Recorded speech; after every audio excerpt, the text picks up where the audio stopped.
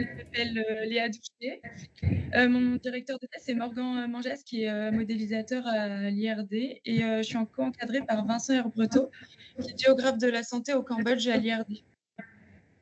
Mon projet, il se déroule en collaboration avec la communauté du Pacifique et le CDC du ministère de la Santé au Cambodge. Et donc je vais pas vous lire le titre parce qu'il est beaucoup trop long. Mais globalement, dans ce titre, il y a 3 mots qui sont très importants et sur lesquels, que je vais vous baratiner avec ces 3 mots pendant toute la présentation. Donc c'est les mots échelle, le mot maladie et le mot climat. Vous allez voir, avec ces 3 mots, on peut faire beaucoup de choses et on peut avoir beaucoup de modèles et de mathématiques qui marchent, avec. Donc 1er mot important, maladie. Donc en fait, mon projet, il se place sur les maladies infectieuses liées à l'environnement. On est dans un contexte de One Health. Donc c'est un concept, One Health en français, c'est une seule santé. Le concept, c'est qu'en fait, on a 3 compartiments. Donc on a la santé humaine, la santé animale et la santé environnementale qui sont, en permanence en interaction. Et si on peut étudier, nous, la santé humaine, on ne peut pas mettre de côté les 2 autres compartiments, santé animale et santé environnementale. Ça s'explique très bien, par exemple, si on prend l'exemple de la dengue, où la dengue, elle est transmise par les moustiques aux humains. Mais le moustique, il appartient à l'environnement et c'est l'environnement qui va réguler sa population en lui fournissant un habitat, un site de reproduction et de la nourriture. Maintenant, un autre exemple, c'est la leptospirose, ou la leptospirose qui est aussi connue comme la maladie des rats. Là, la contamination, elle est un peu différente. Les humains, nous, on va se contaminer via l'environnement, donc en s'exposant à des eaux contaminées ou des sols contaminés. Et l'animal, dans ce cycle, c'est lui qui va aller disséminer les bactéries leptospires dans l'environnement. Donc nous, pour faire des modèles, l'idéal, ça serait de pouvoir inclure ces 3 compartiments et d'estimer les relations pour essayer d'estimer la santé humaine, essayer de prédire les épidémies. Maintenant, étudier les 3 compartiments, c'est très, très lourd et c'est là qu'on va utiliser notre joker préféré. Attention, 2e mot-clé, le climat. Pourquoi le climat, il est intéressant? C'est parce qu'en fait, le climat, il peut impacter à la fois l'environnement, les animaux et les humains. Donc l'environnement, en changeant les sites et les lieux accessibles, aux humains et aux animaux. Les animaux en impactant, leur nourriture, en impactant du coup leur population et leur site de reproduction. Et les humains, ça peut aussi impacter, le climat peut aussi impacter notre comportement et notre immunité.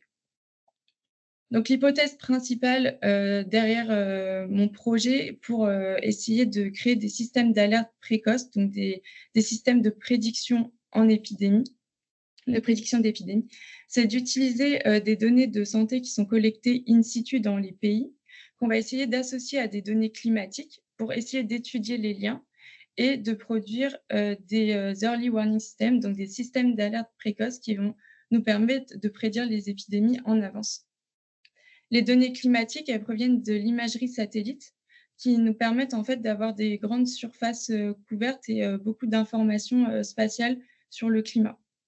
Les données de santé, elles proviennent des systèmes de santé, locaux, des gouvernements et des pays.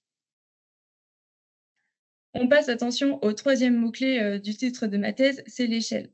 Donc pourquoi la question d'échelle, elle est importante? C'est qu'en fait, on se rend compte que malgré le potentiel évident du coup du climat dans la prédiction des épidémies, ces indicateurs restent très, sous-utilisés et tout ça, c'est à cause d'une question qui est très centrale, c'est la question d'échelle, où d'un côté, on a des données de santé qui, en fait, ont une certaine, échelle. Donc l'échelle nationale, c'est la plus connue, mais on peut aussi récolter des données de santé à l'échelle des provinces ou des communes. Et ces données de santé, en fait, on va se rendre compte que si on zoome trop, on va perdre beaucoup d'informations parce qu'on a de moins en moins de cas par entité, ce qui est très, très dur à modéliser. Mais d'un autre côté, si on dézoome, en fait, on va avoir un modèle qui est sur une échelle nationale et qui, du coup, n'est pas spatialisé et moins informatif que si on avait, une échelle provinciale, par exemple, qui est un peu un intermédiaire. Et de l'autre côté, on a les données de climat. Donc les données de climat, je vous ai dit, c'est des données d'images satellites. Donc concrètement, c'est quoi? En fait, c'est une espèce de grille qui couvre la surface de la Terre et dans chaque cellule de notre grille, on va avoir une valeur. Donc une valeur de précipitation, par exemple, ou une valeur de température. Maintenant, nous l'idée sur ces données de climat, c'est que là, elles sont beaucoup trop complexes pour qu'on puisse les utiliser dans nos modèles. Donc, il va falloir les simplifier pour qu'elles correspondent aux données de santé, et puis qu'elles puissent correspondre à la même échelle.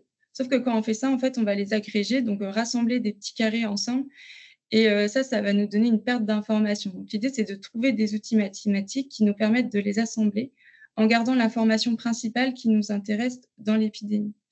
Donc ça nous permet de trouver une balance qui va être en fait, notre échelle d'étude.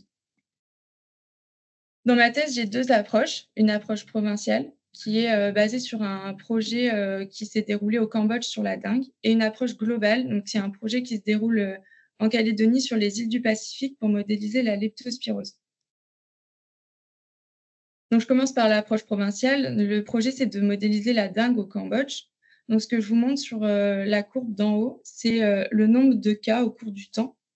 C'est les cas qui ont été rapportés par les systèmes de santé, au Cambodge et on voit une énorme épidémie en 2019 et en fait, cette épidémie, elle écrase, toute la série, ce qui fait qu'on ne peut pas observer ce qui se passe autour. Donc pour ça, on a transformé nos données avec la courbe juste en dessous qui est, le percentile et ce qu'il faut bien comprendre, c'est que cette transformation, elle est totalement réversible et en fait, c'est juste un outil mathématique qui va nous permettre de mieux ajuster notre modèle, mais en gros, globalement, ces 2 courbes, elles représentent la même chose. Et enfin, du coup, comme nous, on veut, se baser sur le climat, on a des données climatiques, donc de précipitations et de température. Et le choix qu'on a fait, c'est de se focaliser vraiment sur les extrêmes de ces climats. Donc c'est de se dire qu'on peut avoir des jours extrêmement pluvieux, extrêmement secs. Ce qui se passe entre les 2, on n'intègre pas trop ça dans notre modèle. Maintenant, ces données climatiques, ce qu'on va faire, on va les mettre dans un modèle. Donc c'est quoi un modèle? C'est une espèce de boîte où on va essayer d'assembler ces données. Donc on peut, les modifier, on peut les transformer, on peut les assembler entre elles et l'objectif, c'est d'aller représenter au mieux, notre courbe épidémique. Donc ça, c'est les résultats qu'on a eus où, à l'échelle nationale et à l'échelle provinciale, on observe des résultats très différents. Ce que je vous montre sur ces cartes, c'est l'ajustement du modèle. Donc en fait, ça répond à la question: est-ce qu'on a réussi, grâce à nos données climatiques, à représenter la dynamique, épidémique de la dengue? Donc à l'échelle nationale, on a un score qui est très élevé, donc bleu foncé, qui est à 70. Par contre, on n'a aucune information spatialisée, mais notre modèle fonctionne très, très bien. Donc c'est 70, c'est beaucoup, sachant qu'en plus, on se base uniquement sur des données climatiques, qui c'est quand même un assez gros raccourci, en fait, dans la prédiction des épidémies. De l'autre côté, on a, du coup, l'échelle provinciale, où là, on voit que c'est beaucoup plus mitigé. En fait, on a certaines provinces où le modèle s'ajuste très, très bien et d'autres provinces où ça ne marche absolument pas. On a même des résultats négatifs qui, en fait, montrent que le modèle prédit l'inverse de ce qui s'est passé par rapport aux données observées. Donc là, sur cette, diapo, c'est juste pour illustrer c'est quoi un bon modèle, c'est quoi un mauvais modèle. Donc je vous ai dit à l'échelle nationale, on a un score qui est très élevé. Donc ce qu'on peut voir, c'est qu'en bleu, c'est, la courbe qu'on a prédite grâce aux données climatiques. Donc c'est construit à partir des jours extrêmes du climat et en noir, c'est, les données qu'on observe, donc qui ont été récoltées dans les centres de santé à l'échelle du Cambodge. Et ce qu'on peut voir, c'est que, les 2 courbes sont très similaires et se superposent quasiment, d'où notre score de 70 de ressemblance, ce qui est, assez énorme et ce qui est très prometteur pour prédire, dans la notion de prédiction d'épidémie. Par contre, de l'autre côté, donc sur la commune de Pursat, qui est, je vous montre celle qui fonctionne le moins bien, on voit que ces 2 courbes, elles n'ont rien à voir et que du coup, on n'arrive pas du tout à capturer la dynamique avec les données de climat. Par contre, on observe quelque chose de très intéressant qui est partagé avec, la plupart des provinces où ça n'a pas marché. C'est que dans cette série, on a beaucoup de zéros. Donc, on a beaucoup de dates où on n'a eu aucun cas et en fait, on a des espèces de dents qui ressortent où, de temps en temps, il y a un cas qui flambe et ça, c'est en fait notre descente d'échelle qui, du coup, nous donne des provinces où on n'a pas beaucoup de cas, on n'a pas une saisonnalité qui est établie et pour ça, le modèle, du coup, il n'est pas adapté pour, décrire la situation et il faudrait utiliser d'autres modèles. Donc, je laisse ça en pause et maintenant, on va passer sur l'échelle globale. L'échelle globale, donc c'est un deuxième projet, qui s'est déroulé en Calédonie avec, la collaboration de la communauté du Pacifique où, en fait, on a récupéré des données de leptospirose sur des îles distribuées à l'échelle mondiale. On a des îles dans le Pacifique, des îles dans l'océan Indien et des îles dans les Caraïbes. On a la Guadeloupe qui est dans les Caraïbes et du coup, l'idée, c'est d'essayer de faire un modèle globale pour expliquer la leptospirose à l'échelle mondiale. Ces îles, elles ont toutes des systèmes de surveillance qui sont différents. Du coup, la notion de cas déclarés, elle peut être différente sur les îles. Et on a aussi des contextes climatiques très différents. Donc là, ce qui est représenté, c'est les données de précipitation. Donc, comme je vous avais dit, des cases en fait qui vont couvrir ces îles. Dans le modèle, on va assembler toutes ces cases pour en faire une seule valeur et du coup l'agréger sur la surface de l'île. Et donc, là, il y a pas la transformation, comme on a fait avec la dingue. Là, ce qu'on a fait, c'est qu'on a séparé notre série temporelle, donc notre nombre de cas référencés. On l'a séparé en 2 parties. Une partie saisonnalité et une partie dynamique épidémique. Et ce qu'on arrive à faire dans notre, modèle, donc à l'échelle globale, c'est-à-dire en prenant toutes les îles, dans un seul sac, on arrive à modéliser la saisonnalité. Cette saisonnalité, elle est principalement basée sur, des indicateurs de pluie, qui sont les variables les plus importantes du modèle, donc celles qui ont le plus de poids dans notre prédiction. Et on arrive très bien à modéliser la saisonnalité. Donc c'est, le graphique est à gauche, où, en fait, on voit que la courbe, jaune, qui est, la courbe de la prédiction de notre modèle, elle est très proche de la courbe noire, qui est la saisonnalité observée sur ces îles. Par contre, à l'échelle globale, on n'a pas réussi à trouver de modèle commun qui permettrait de prédire la dynamique épidémique. Donc ça, on se ramène à l'échelle nationale où pour chaque île, on a pu faire un modèle de dynamique épidémique qui intègre pour le coup des variables plutôt de température, à la différence du modèle de saisonnalité, et qui met en lumière qu'en fait, on ne trouve pas d'indicateur commun et qu'il y a sûrement des différences spatiales ou des différences culturelles qui font que le modèle ne s'ajuste pas bien et qu'il faudrait rajouter de l'information dans ce modèle pour pouvoir avoir un modèle global entre les îles. Par contre, on arrive quand même, du coup, à l'échelle nationale, à avoir une information qui peut être utilisée dans les systèmes d'alerte précoce. Ou par exemple, si on prend la Calédonie, on arrive à améliorer notre modèle de 20 par rapport à la prédiction saisonnière seule. Donc, on arrive à prédire la plupart des pics épidémiques, comme on peut le voir par la similarité entre les 2 courbes, les données observées en noir et les données prédites en jaune.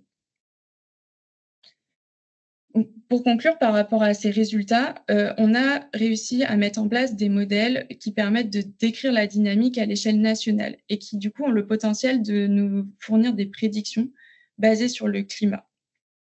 Donc ces modèles, ils combinent des données climatiques avec des données de santé et c'est très prometteur pour aller, vers, l'application et pour aller vers, la création de systèmes d'alerte précoce.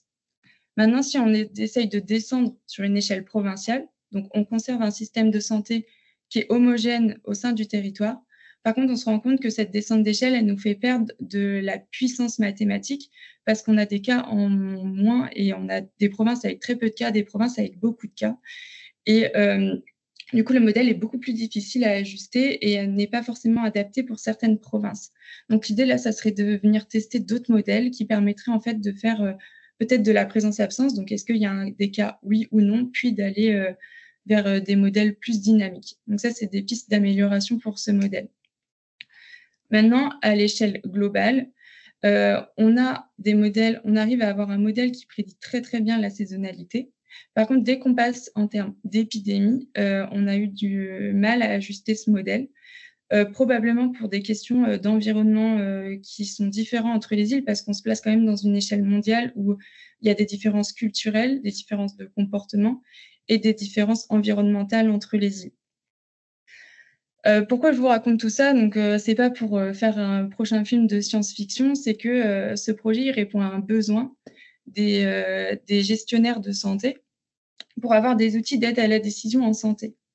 Donc, ça, c'est un outil qu'on est en train de développer avec, la communauté du Pacifique qui reprend les résultats de la leptospirose, sur les îles tropicales et donc en fait, c'est un site web qui permettrait d'observer en temps réel les données de leptospirose, les données climatiques et de produire des prédictions et d'aller, déterminer des niveaux d'alerte où on va avoir des alertes d'épidémie extrême ou des alertes de moins de cas que d'habitude.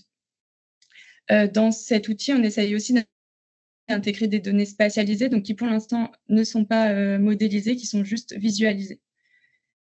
Donc Voilà l'objectif de ma thèse, c'est d'aller vers, l'application, de pouvoir fournir, des outils d'aide à la décision en santé, basés sur des modèles de prédiction comme on pourrait, par exemple, aller voir la météo pour la semaine prochaine. Bah, là, ce serait génial de pouvoir aller voir, la leptospirose qui va apparaître la semaine prochaine. Donc voilà, je pense que ça fait 10 minutes et donc je vous remercie pour votre attention et si vous avez des questions, n'hésitez Oui, oui, donc merci pour l'exposé. J'ai une petite question moi, concernant donc, le modèle, parce que le modèle est revenu un nombre incalculable de fois, et on ne l'a jamais vu. Donc, de quel modèle parlez-vous? Est-ce que c'est des modèles qui existent déjà, qui sont disponibles, que vous utilisez vous avec vos données, météo notamment? Donc voilà, j'aimerais en savoir un peu plus sur ce modèle. Est-ce que c'est un modèle qui est développé en interne? Donc voilà, quelques réponses. Oui, alors on utilise des modèles de machine learning qui sont, des modèles où, en fait, on va donc, ce projet de thèse, on n'a pas de modèle, qui est déjà tout préparé. C'est en fait, nous, on va tester, différentes combinaisons de variables et différentes, méthodes d'agrégation, en fait, sur les surfaces et ces modèles, c'est du machine learning, on utilise des support vector machine, models qui permettent, en fait, de trouver des relations entre le climat et la santé. D'accord, parce qu'il y a des modèles qui existent de prévision des événements extrêmes, par exemple, comme les accélérates, sont des modèles qui sont connus dans la littérature et qui, alors, je ne sais pas si ça s'adapterait à vos données qui sont les données entrantes de votre modèle, mais enfin, existent. Bon, apparemment, c'est pas le choix qui a été fait. D'accord. Non. Ok, merci. Y a-t-il d'autres questions?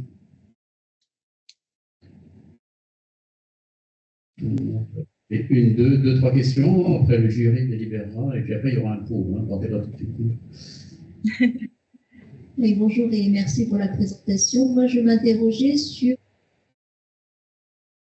disponible pour établir ces modèles, puisque vous parlez de la saisonnalité des différentes régions. Donc voilà, je m'interrogeais sur la quantité de données qui était nécessaire pour faire ce genre de travail. Et puis, si vous aviez des données qui étaient du même type, de la même qualité entre les différentes régions géographiques, et si ce n'est pas le cas, comment est-ce que vous traitez cette hétérogénéité ou ces différences de qualité des données entre les différentes zones étudiées? Alors pour les données, donc en fait la quantité de données, donc il y a 2 projets, hein, qui sont très séparés. Sur le Cambodge, c'est des données c'est les données officielles de surveillance, qui surveillent uniquement les données du système public. Donc on a un biais, qui est assez important là-dessus, sur ces données-là, où on n'a pas du tout l'information de tout le système privé qui est assez important, sur ce territoire. Ces données, nous l'idée c'est quand même d'avoir plusieurs années de données, pour toutes les provinces. Donc ça, c'est, une limite, parce qu'on n'a pas ces données partout. Donc là, pour le Cambodge, on avait 5 années de données, ce qui est pas mal, mais on aimerait toujours en avoir plus. Du coup, concernant la qualité, sur le Cambodge, c'est, des données qu'on a, enfin, au sein des provinces. On a aussi des différences de reporting parce que, à cause de cette part publique-privée et à cause de aussi, il y a des hôpitaux parfois qui ne rapportent pas et du coup, on a un trou dans notre jeu de données. Donc ça, nous, on a choisi d'utiliser la transformation en percentile parce qu'elle permet, de lisser le côté quantitatif et de se dire que, OK, on ne sait pas exactement combien il y a eu de cas, par contre, on sait que, la dynamique, elle ressemble à ça. Pour la leptospirose, là, on a des données de plusieurs pays, qui sont beaucoup plus, stables. Enfin, on a des séries temporelles plus longues, des données de laboratoire. Donc là, on est parti sur l'hypothèse que les données étaient les mêmes à l'échelle mondiale, même si c'est quand même une hypothèse forte. Parce que pour avoir le diagnostic laboratoire, il faut qu'il y ait eu le diagnostic clinique avant, qui ça peut différer entre les pays. Merci. Réponse, question courte, réponse courte. Question courte, réponse courte. Merci beaucoup Léa, exposé super intéressant. J'avais deux questions très courtes chacune. La première, c'est est-ce qu'il est entendu ou pas d'autres données? J'entends là, on parle que des données climat, on a quand même des données à partir d'imagerie spatiale qui sont très utiles. On peut parler notamment des données des milieux, entre une zone complètement imperméabilisée et une zone très végétalisée, humide, etc. On a quand même des facteurs plus ou moins facilitants pour des maladies, certaines maladies comme la dengue. De la même manière, il y a des données de type démographie. Si on voit que les modèles fonctionnent moins dans certains cas, probablement parce qu'effectivement il y a moins de cas, moins de population, est-ce qu'il peut y avoir un lien là-dessus? Donc la première question au niveau des données utilisables, et la deuxième question au niveau du modèle. On a quand même ici un sujet qui me paraît, je ne suis pas du tout spécialiste, mais quand même multifactoriel. Est-ce que l'utilisation de modèles multi-agents a déjà été envisagée? Merci. Oui, donc pour la première question sur les données, oui, c'est totalement envisageable. Le projet là, c'était de se focaliser sur les données climat parce qu'on sait qu'on a des prédictions climatiques et de voir jusqu'où on peut aller juste avec ces données climat. Mais en effet, rajouter des données environnementales, donc des land use, land cover, c'est complètement envisageable. Des données démographiques, ça serait très intéressant, mais le problème, c'est que faut réussir à les avoir. Le projet, il est vraiment sur les îles tropicales, donc il faut réussir à avoir ces données-là sur toutes les îles. Donc oui, merci pour cette question, c'est très pertinent. Et d'ailleurs, on a des exemples de projets, dont un qui a été fait en Asie du Sud-Est, qui intègre justement ces données environnementales et qui montre qu'on peut avoir des relations et voir des différences sur ces données-là. Par rapport au modèle, donc modèle multi-agent, on n'en a pas fait. C'est un registre de modèles qui est aussi complètement différent, qui consiste plus à décrire des processus où, pour la dengue, on va les avoir, mais qui demandent aussi beaucoup de connaissances sous-jacentes sur le compartiment animal, par exemple, qu'on n'a pas forcément sur les territoires qu'on étudie. Pour l'instant, c'est pas envisagé parce qu'on est vraiment dans une optique de prévision et d'early warning system. Et on n'est pas tant dans décrire les processus, mais on est plus dans essayer de prédire. Donc voilà, peut-être qu'on aura la chance d'essayer, mais merci Léa pour la réponse. On va s'arrêter là. Un commentaire et puis après on libérera Léa. Juste pour rebondir sur la possibilité de prendre en compte des paramètres environnementaux, il y a une ANR qui a été financée sur la leptospirose en Nouvelle-Calédonie et qui tient compte justement aussi dans la modélisation des paramètres environnementaux et de la qualité des sols notamment. Donc peut-être que vous pouvez vous rapprocher de l'Institut Pasteur pour échanger à ce sujet. D'accord. C'est l'ANR